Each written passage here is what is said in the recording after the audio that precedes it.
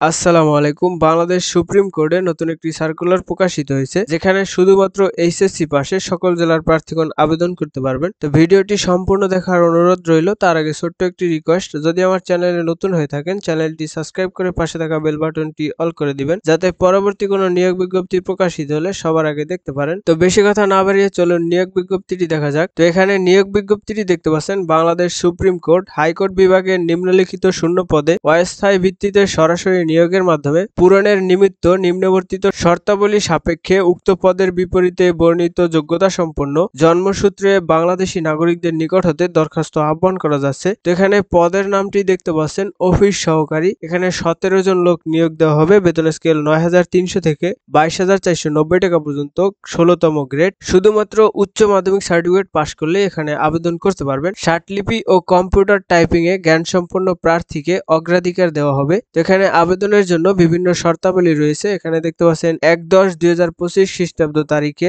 প্রার্থীর বয়স সীমা 18 থেকে 32 বছর হতে হবে। বয়স প্রমাণের ক্ষেত্রে কোনো এফিডেভিট গ্রহণযোগ্য হবে না। সরকারি অথবা আধা সরকারি স্বায়ত্তশাসিত প্রতিষ্ঠানে কর্মরত প্রার্থীকে অবশ্যই যথাযথ কর্তৃপক্ষের সম্মতির মাধ্যমে আবেদন করতে হবে এবং সংক্রান্ত অনুমতিপত্র মৌখিক পরীক্ষার সময় প্রদর্শন করতে হবে। বিভাগীয় প্রার্থীদের ক্ষেত্রে বয়সসীমা 40 পর্যন্ত শিথিলযোগ্য। অনলাইনে আবেদনপত্র পূরণের ক্ষেত্রে https://supremecode.teletalk.com.bd এই ওয়েবসাইটে গেলে আবেদনটি সম্পন্ন করতে পারবেন। তো আবেদনের শুরুর তারিখ 5 নভেম্বর 2025 খ্রিস্টাব্দ সকাল 10টা থেকে এবং আবেদনের শেষ তারিখ 11 নভেম্বর 2025 খ্রিস্টাব্দ বিকাল 5টা পর্যন্ত। আবেদনের জন্য 300x300 পিক্সেলের রঙিন ছবির প্রয়োজন পড়বে। 300x80 পিক্সেলের স্বাক্ষর প্রয়োজন পড়বে। ছবির সাইজ সর্বোচ্চ 100 কেবি এবং স্বাক্ষরের সাইজ সর্বোচ্চ 60 কেবি হতে পারবে। আবেদনের ফি বাবদ 112 টাকা প্রয়োজন পড়বে, যেটি টেলিটক প্রিপেড সিমের মাধ্যমে আপনাদের জমা দিতে হবে অনধিক 72 ঘন্টার মধ্যে।